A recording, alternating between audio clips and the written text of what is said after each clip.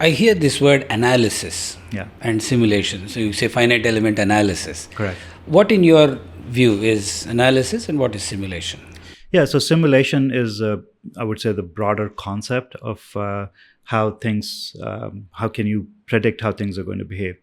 Analysis is going a little bit deeper to understand what exactly is happening, right? So for example, if you take a car, you might run different kinds of simulations to understand the behavior. It could be aerodynamics, it could be the acoustics, it could be the noise and vibration, ride and handling, all of those different aspects. So there are simulations that you perform to say, okay, how is the wind noise, or what's the wind resistance, things like that.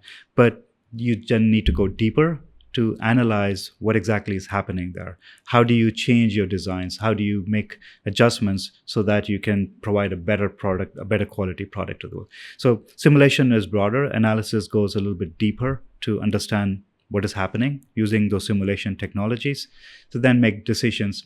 That's where your engineering comes into play, right? So you're not just running some software and then looking at some maybe impressive images or videos, but you actually need to analyze what's happening. So that's where the analysis comes into play.